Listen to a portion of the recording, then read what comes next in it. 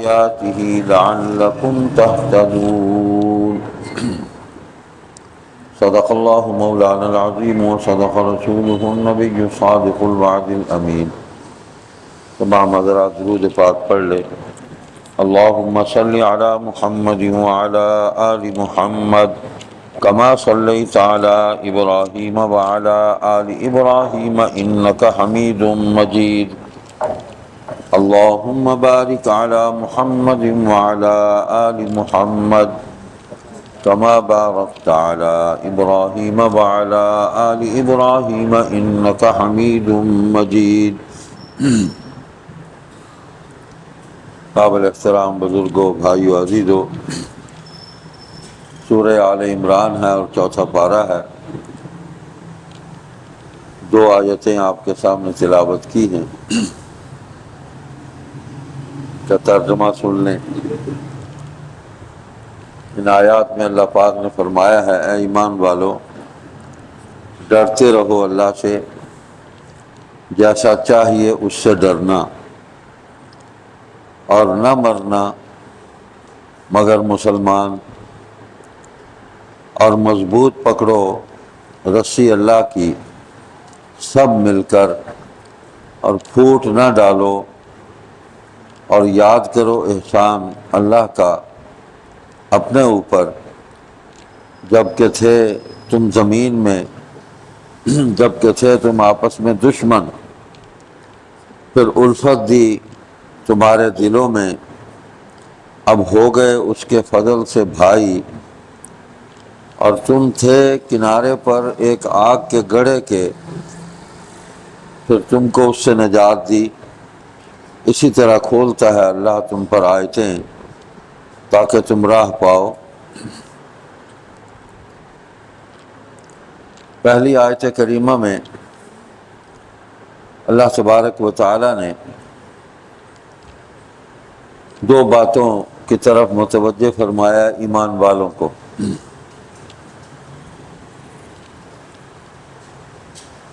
پہلی بات تقوی، کہ ایمان والو ڈرتے رہو اللہ سے، تقوی اختیار کرو، جیسا چاہیے اس سے ڈرنا. اور دوسری بات اس میں یہ فرمائی کہ تمہیں موت آئے تو اسلام پر موت آئے. ایسا نہ ہو کہ اسلام کی نعمت تمہارے دل سے نکل چکی ہو، تمہاری زبان پر نہ ہو، اور تمہیں موت آ جائے.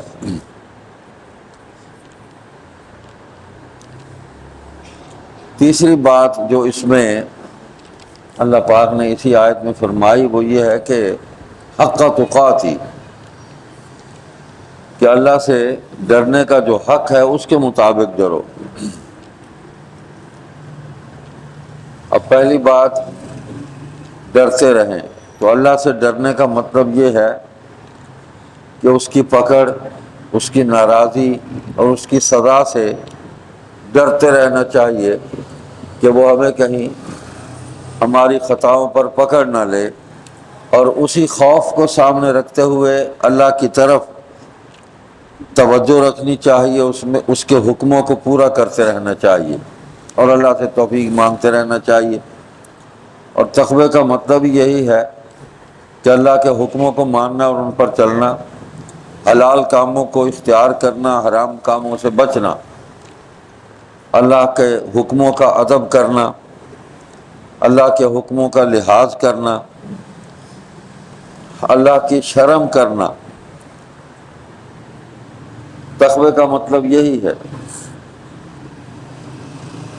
اور دوسری بات فرما رہے ہیں کہ حق تقاتی ہی، تو ڈرنے کا جس طرح حق ہے اس کے مطابق ڈرتے رہو، جیسا چاہیے اس سے ڈرنا. اب اس طرح تو کوئی بھی نہیں ڈر سکتا، اس کا حق تو کوئی بھی پورا نہیں کر سکتا. اللہ کی عبادت کا، اس کے حکموں پر پورا عمل کرنے کا حق کوئی بھی ادا نہیں کر سکتا.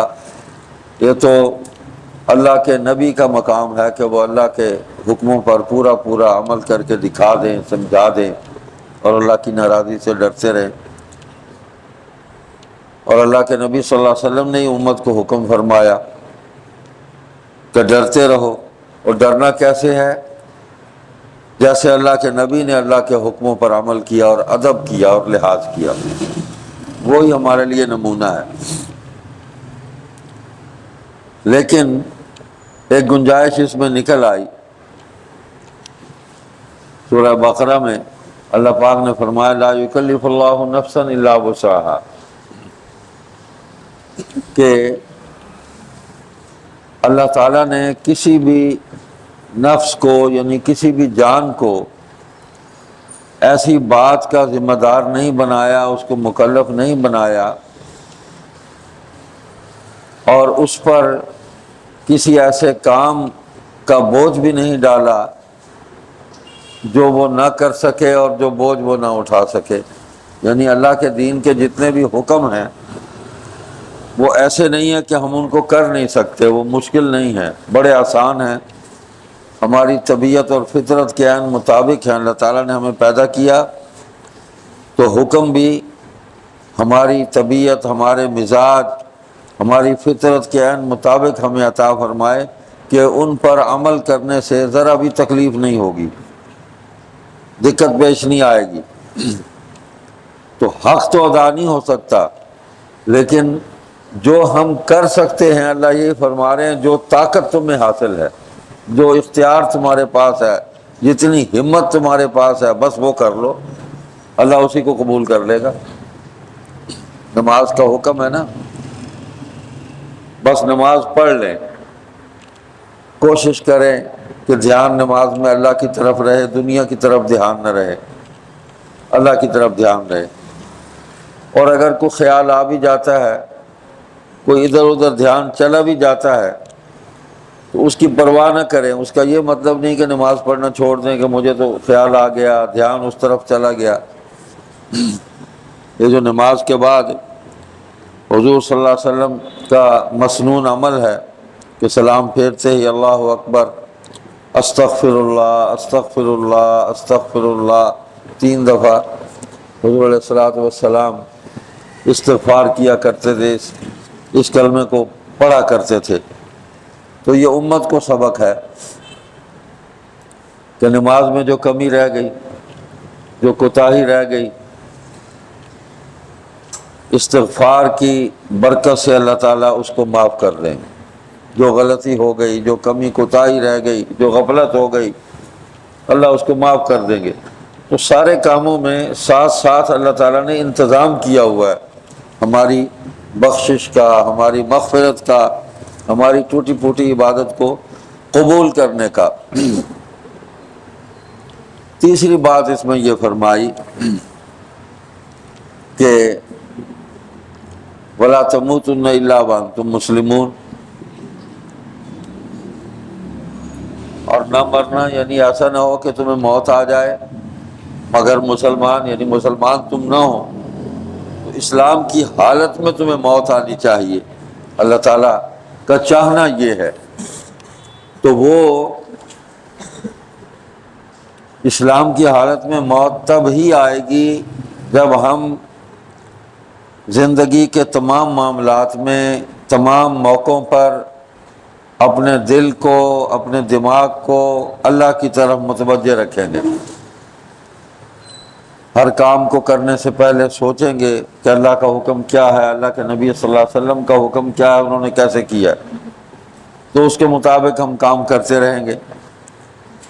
تو یقیناً اس کی برکت سے اللہ تبارک و تعالی موت کے وقت دل میں ایمان کی نعمت کو بھی باقی رکھیں گے، تو موجود ہوگا دل میں ایمان، اور اس یقین کے ساتھ انسان اس وقت جو ہے وہ موت کا سفر طے کر رہا ہوگا کہ یہ بھی اللہ کا حکم ہے جو آ گیا ہے، اب میں اللہ کے پاس جا رہا ہوں، اس دنیا سے میرا رابطہ ختم ہو رہا ہے۔ اس یقین کے ساتھ موت کے اس لمحے کو ایک مومن اور مسلمان جو ہے وہ اس کو گزار لے گا، اور اللہ تعالیٰ اس کی زبان پر اس وقت اپنا ذکر بھی جاری کر دیں گے، اور اس کو یہ نعمت بھی نصیب فرما دیں گے زندگی بھر جو اس نے فرما برداری کی، جو اللہ کا ادب کیا، اللہ کا ذکر کیا، اللہ کو یاد کیا، اس کے حکموں کو مانا اور ان کا احترام کیا، اور اپنی ہمت کے مطابق، اپنی استطاعت کے مطابق ان پر عمل کرتا رہا، تو اللہ تعالیٰ یہ نعمت بھی عطا فرما دیں گے، اور یہ ہو جاتی ہے۔ اکثر دیکھنے میں آیا ہر مسلمان دعا یہی کرتا ہے، یا اللہ موت کے وقت کلمہ نصیب کر دیں، موت ایمان پر موت دے دیں، خاتمہ ایمان پر ہو جائے۔ ہر مسلمان یہ دعا کرتا ہے، کیوں؟ کہ اللہ تبارک و تعالیٰ نے حضور صلی اللہ علیہ وسلم کے ذریعے ہمیں خوشخبری دی ہے کہ جس آدمی نے زندگی کا آخری کلام لا الہ الا اللہ یہ کیا، یعنی اس کی زبان سے یہی جملہ نکلا لا الہ الا اللہ، اور اس کا سانس نکل گیا، اس کی جان نکل گئی، موت آ گئی اس کو، دخل الجنہ، جنت میں داخل ہو گیا۔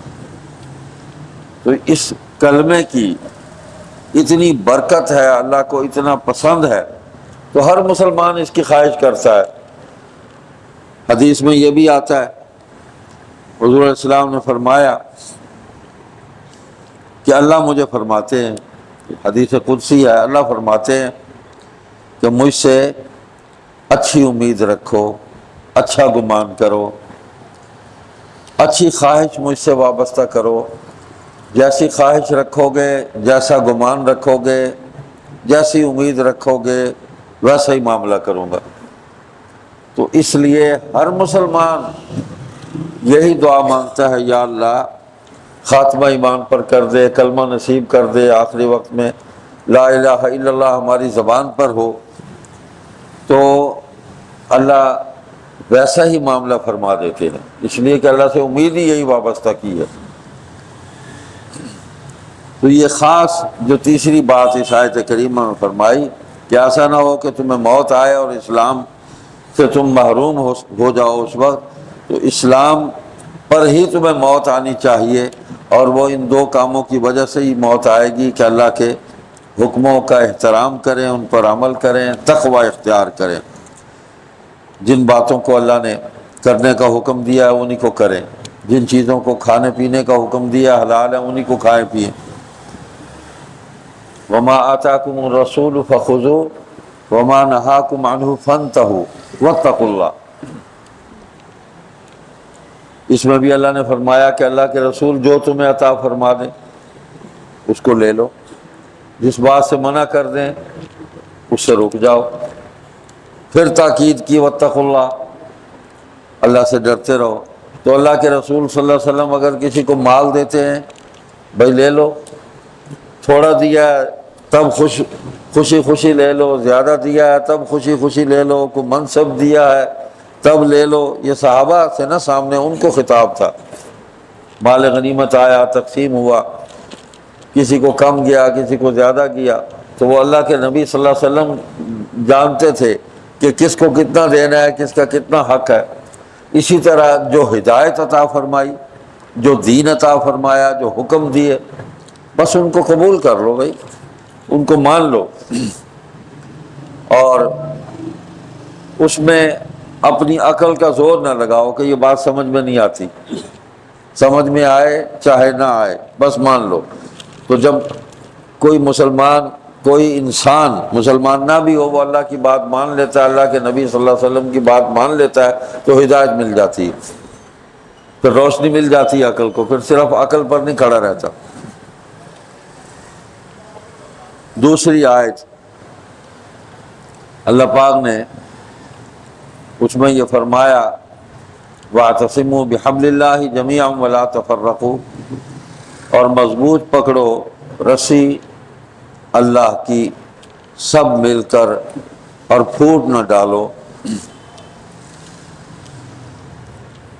اب یہ قرآن کریم کو اللہ کی رسی قرار دیا گیا، یہ اللہ کی رسی ہے، یہ اللہ کے حکموں کی رسی ہے، بس اس کو پکڑ لو، اس کو نہ چھوڑنا۔ یہ ہمارے ہاتھ سے چھوٹ تو سکتی ہے، یہ ٹوٹ نہیں سکتی، بڑی مضبوط رسی ہے، اور فرمایا بھی یہی کہ سب مل کر اس کو پکڑ لو۔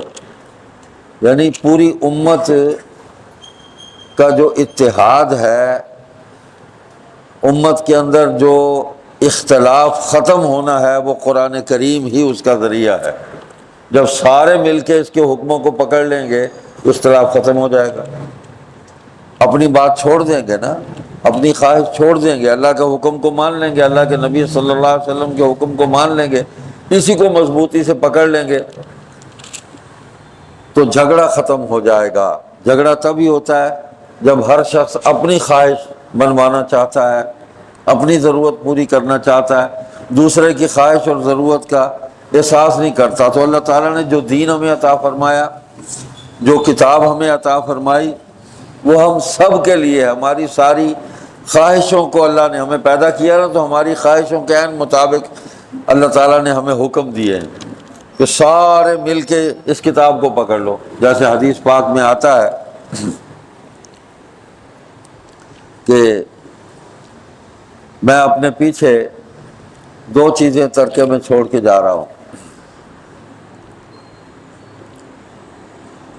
تم ان کو مضبوطی سے پکڑ لینا۔ ترکت فیکم امرین، 2 حکم، 2 امر، 2 باتیں میں اپنے ترکے میں، وراثت میں چھوڑ کے جا رہا ہوں۔ حضور علیہ السلام فرماتے ہیں لن تضلوا ما تمسکتم بہما کتاب اللہ و سنت نبی، تم کبھی بھی گمراہ نہیں ہوگے اگر تم نے ان کو مضبوطی سے پکڑ لیا۔ مضبوطی سے اگر پکڑ لیا کبھی بھی گمراہ نہیں ہوں گے، شیطان تمہیں گمراہ نہیں کر سکے گا۔ اور وہ کیا ہے؟ اللہ کی کتاب قرآن کریم ہے اور اللہ کے نبی صلی اللہ علیہ وسلم کی سنت ہے، ان کا عمل ہے۔ 2 چیزوں کو مضبوطی سے پکڑ لو، تو یہ رسی ہے اللہ کی۔ تو اللہ فرماتے ہیں اس کو پکڑ لو۔ جب ہم اپنے اپنے سوال چھوڑ دیں گے، اللہ کے حکم پر سارے اکٹھے ہو جائیں گے، تو مل کر اس کو پکڑ لو۔ نماز ہم گھر میں اکیلے بھی پڑھ سکتے ہیں، لیکن مسجد میں اکٹھے ہو کر نماز پڑھنے کی جو برکت ہے، اس کی جو طاقت ہے، اور اللہ کو جتنی اس سے خوشی ہوتی ہے کہ مجھے ماننے والے اکٹھے ہو گئے سارے۔ اب اس بظاہر تو نماز کے لیے اکٹھے ہوئے، لیکن ہم ایک دوسرے کو دیکھ لیتے ہیں، ایک دوسرے کی خیریت معلوم کر لیتے ہیں، ایک دوسرے کی محبت دل میں پیدا ہو جاتی ہے۔ ہم مل کر اللہ سے مانگ رہے ہوتے ہیں، کسی کو یہ بھی پتہ نہیں ہوتا کہ ہم سارے اکٹھے کھڑے ہیں، لیکن کوئی اپنے دل میں کسی ساتھ والے کے لیے بھی اللہ سے بھلائی مانگ رہا ہوتا ہے۔ یہ خلوص ہوتا ہے۔ جو موجود نہیں ہوتے ان کے لیے بھی بھلائی مانگ رہا ہوتا ہے، بیمار ہے ان کی شفا کی دعا کر رہا ہوتا ہے، فوت ہو گئے جو ان کی مغفرت کی دعا کر رہا ہوتا ہے۔ تو یہ مل کر اکٹھے ہو کر اجتماعیت قائم کر کے جو اللہ کی طرف متوجہ ہونا اللہ کو بہت پسند ہے، اس میں اختلاف ختم ہو جاتا ہے، لڑائی ختم ہو جاتی ہے۔ دین ہے اجتماعیت کا نام۔ نماز مل کے پڑھو، جمعے پہ اکٹھے ہوتے ہیں، جمعہ مل کے پڑھو، عیدوں پہ اکٹھے ہوتے ہیں، جو سارا سال ادھر ادھر ہوتے ہیں اکٹھے نہیں ہو سکتے، چھٹیاں ہوتی ہیں سارے آ جاتے ہیں، عید مل کے پڑھو، خوشی کا اظہار مل کے کرو، ایک دوسرے سے ملاقات کرو، حال احوال معلوم کرو۔ کوئی ضرورت مند ہے، تمہیں اس کے حالات معلوم ہوتے ہیں کہ یہ پریشان حال ہے، تو اس کی ضرورت کو پورا کیا جائے، اس سے محبت کا اظہار کیا جائے۔ یہ ساری چیزیں جو اجتماعیت ہے نا، اس کا مقصد ہی یہی ہوتا ہے کہ ہم ایک دوسرے سے باخبر ہو جائیں، مسلمان کا خیال کرے۔ حدیث میں آتا ہے کوئی مسلمان کسی مسلمان کو تنہا نہ چھوڑے، اکیلا نہ چھوڑے اس کو۔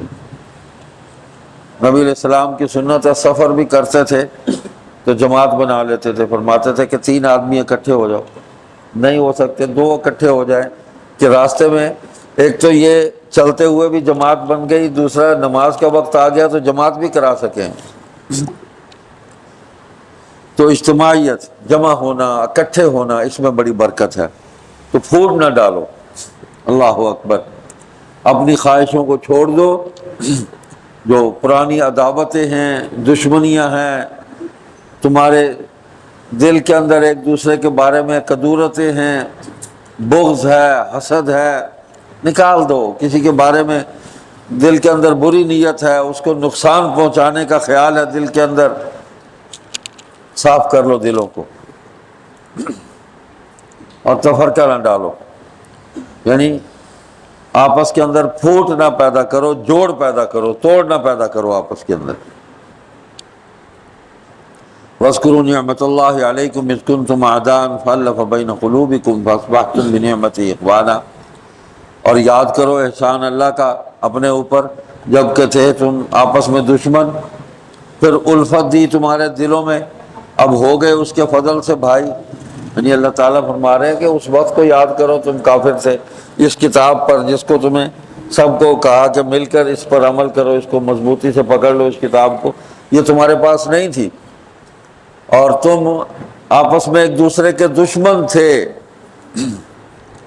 اذ کنتم اعداء، دشمن تھے ایک دوسرے کے تم، فالف بین قلوبکم، پھر الفت دی تمہارے دلوں میں، محبت ڈال دی ایک دوسرے کی، وہ اس کتاب کی برکت سے، وہ رسول اللہ صلی اللہ علیہ وسلم کی فرما برداری اور اطاعت کی برکت سے، حضور کی صحبت اور حضور کی رفاقت، حضور کی سنگت کی برکت سے، حضور کی اطاعت کی برکت سے تمہارے دلوں میں محبت ڈال دی۔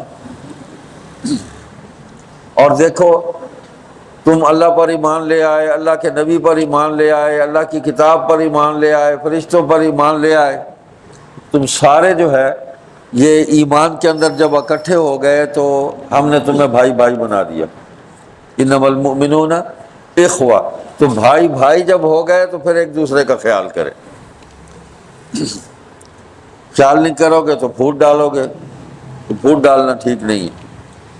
اور آگے کیفیت بیان کی، وَكُنْتُمْ عَلَىٰ شَفَا حُفْرَةٍ مِّنَ النَّارِ فَانْقَذَكُم مِّنْهَا، اور تم تھے کنارے پر ایک آگ کے گڑھے کے، پھر تم کو اس سے نجات دی۔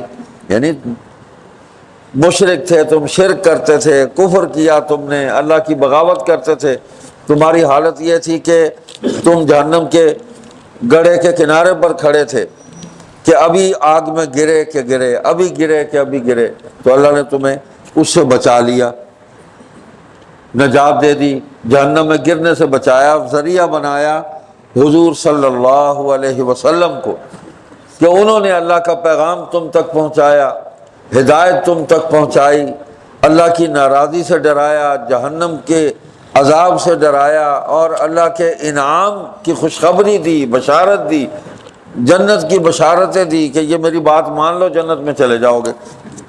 تو یہ کیفیت جو اللہ نے فرمایا نا کہ وہاں سے کنارے پر تم کھڑے تھے تو وہاں سے تمہیں بچایا، تو اس پہ لکھا ہے علماء نے، مفسرین نے، کہ بالکل ایسے ہی ہے حضور صلی اللہ علیہ وسلم کی مثال کہ لوگ جہنم کے گڑھے کے کنارے پر کھڑے تھے تو حضور نے پیچھے سے پکڑ پکڑ کے کمر سے جو ہے نا لوگوں کو کھینچ لیا، اپنی طرف کھینچ لیا کہ یہ کہیں اس میں گر نہ جائے، اس لیے کہ حضور رحمت للعالمین بنا کر بھیجے گئے تھے، ساری انسانیت کے لیے، کل انسانوں کے لیے حضور کو رحمت بنا کر اللہ نے بھیجا۔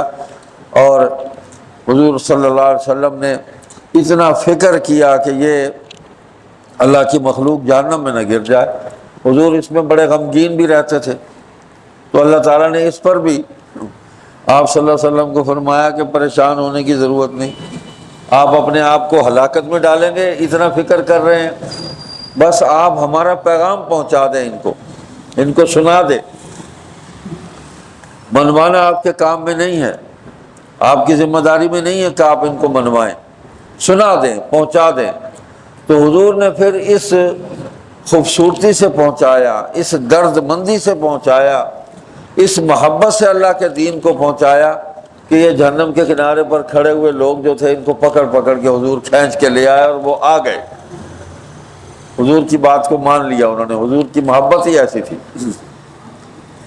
تو آج بھی جو دین جاننے والے ہیں ان کی ذمہ داری یہی ہے کہ لوگوں کو جہنم کے راستے سے خبردار کر کے ان کو بچائیں، اس میں گرنے سے، اس میں جانے سے، اور جنت کے راستے پر انہیں لائیں۔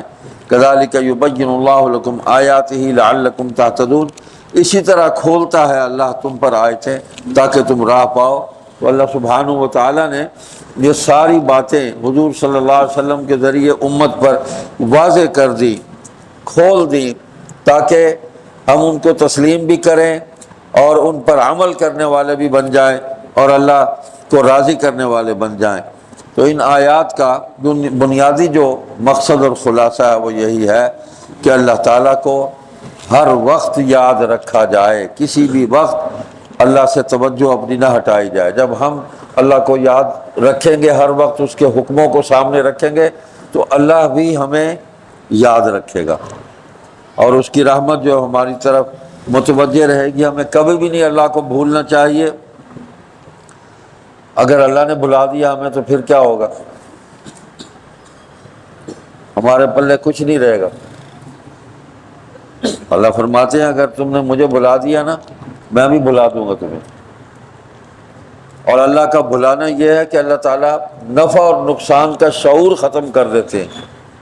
آدمی کو پتہ ہی نہیں ہے کہ وہ جو بول رہا ہے یہ اس کے نفع کی بات ہے، جو کام کر رہا ہے اس میں اس کو نفع ہوگا یا نقصان ہوگا، یہ شعور عقل سے اللہ نکال دیتے ہیں، اس کے محروم کر دیتے ہیں۔ اللہ کا بھلانا یہ ہے۔ پھر اللہ نہ بھلائے، ہمیں ہدایت یاد رہے، اللہ کی رضا ہمیں یاد رہے، ہم اس کو یاد کرتے رہیں گے۔ فاذکرونی اذکرکم، اللہ فرماتے ہیں مجھے یاد کرو میں بھی تمہیں یاد کروں گا۔ تو یہ پیغام ملا ان آیات سے ایمان والوں کو کہ اللہ کو ہمیشہ یاد رکھیں، ہر معاملہ میں اللہ کی اطاعت کریں، نافرمانی سے بچنے کی کوشش کرتے رہیں۔ اللہ نے جو نعمت دی ہے ایمان کی، اللہ نے جو نعمت دی ہے مال کی صورت میں، جائیداد کی صورت میں، گھر کی صورت میں، اولاد کی صورت میں، خاندان برادری کی صورت میں، تو یہ اللہ کا احسان ہے، اس کی مہربانی ہے، اس کی شفقت ہے۔ تو اس کا شکر ادا کرتے رہیں، ناشکری سے بچے۔ اللہ کو بہت پسند ہے کوئی اس کا شکر ادا کرتا رہے، اور یہی بات ہے کہ ہم اس کے نہ شکر ادا کرنے کا حق پورا کر سکتے ہیں، نہ تقوی کا حق پورا کر سکتے ہیں۔ فاتقوا اللہ ما استطعتم، قرآن کریم میں یہ بھی اللہ نے فرمایا تم اللہ سے ڈرو جتنا تم سے ہو سکے، یعنی استطاعت کے مطابق جتنا تم سے ہو سکے، اپنی ہمت کے مطابق اس سے ڈرتے رہو، تو اللہ متوجہ ہو جائے گا انشاءاللہ ثم انشاءاللہ، اور تقوی بھی حاصل ہو جائے گا۔ اللہ نے جو حکم دیا، رسول اللہ صلی اللہ علیہ وسلم نے جو کچھ فرمایا اس پر عمل کیا جائے، بس اس کی اطاعت کی جائے، اور ایمان پر موت کی جو خواہش ہے اس کو ہر وقت سامنے رکھا جائے، تو انشاءاللہ ثم انشاءاللہ، مرنا تو سب نے ہے، موت آنی ہے، اس سے کوئی نہیں بچا، نہ کوئی بچ سکے گا۔ ہر ذی روح کو اس منزل سے گزرنا ہے، وہ انسان ہے یا کوئی اور مخلوق ہے، موت سے اس کو گزرنا ہے۔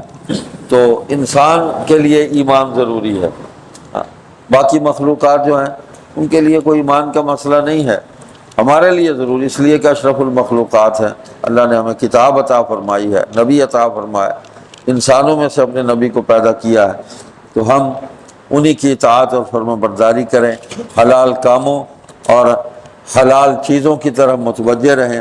بس ایسا ہے کہ دنیا میں نعمتیں اللہ نے دی ہیں، تو ہمیں پانی ہے نا ہماری زندگی کا سبب ہے، اس کے بغیر زندگی نہیں ہے، پانی نہ ہو تو حیات ختم ہے۔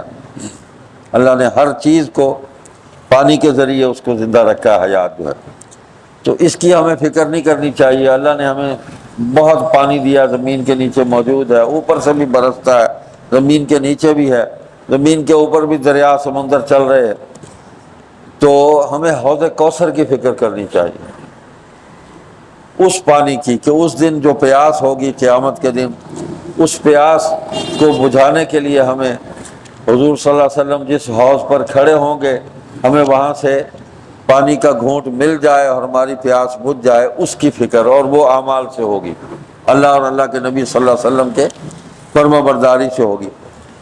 آج دنیا میں ہمیں اللہ نے لباس دیا ہوا ہے، ہم نے اپنے جسم کو چھپایا ہوا ہے، اور یہ اس کی مہربانی ہے، اس کا شکر ادا کرتے رہیں۔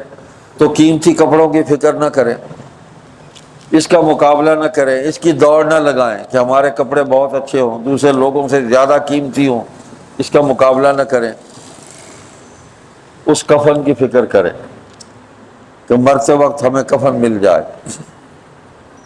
اور اللہ سبحانہ و تعالی اس کفن میں لپٹے ہوئے ہمارے ساتھ رحمت کا معاملہ قبر کے اندر فرما دے، ہے نا، اس کی فکر کرنی چاہیے۔ اور زمین جائیداد کی فکر نہ کریں، جو اللہ نے دی ہوئی ہے اس پر قناعت کریں اور اللہ کا شکر ادا کریں، اور اللہ سے دعا کرتے رہیں اللہ اسی میں سے رزق دے اور اس میں برکت دے دے، کسی کا محتاج نہ کرے۔ 2 گز زمین قبر کی مل جائے، سکون کی مل جائے، اس کے اندر ہم لیٹ جائیں، اس کی فکر کرنی چاہیے کہ اللہ تعالیٰ ایسی قبر دے دے جیسے حدیث میں آیا کہ یا تو جنت کے باغوں میں سے باغ ہے یا جہنم کے گڑھوں میں سے گڑھا ہے۔ تو اللہ سبحانہ و تعالیٰ جنت کی کیاریوں میں سے، جنت کے باغوں میں سے باغ بنا دے، ہماری قبروں کو جہنم کا گڑھا ہونے سے ہمیں بچا لے، سکون کی جگہ بنا دے۔ تو دنیا کی عارضی زندگی کی فکر نہیں کرنی چاہیے، بلکہ آخرت کی دائمی زندگی کی فکر کریں جو ہمیشہ کی زندگی ہے، کہ وہاں ہمیں سکون مل جائے، اس لیے کہ وہاں عمل کرنے کا موقع نہیں ہے۔ دنیا میں عمل کر لیں، آخرت میں اس کا انعام اور نتیجہ ہمیں مل جائے۔ سبحانک اللہم و بحمدک، نشہد ان لا الہ الا انت، نستغفرک و نتوب الیک۔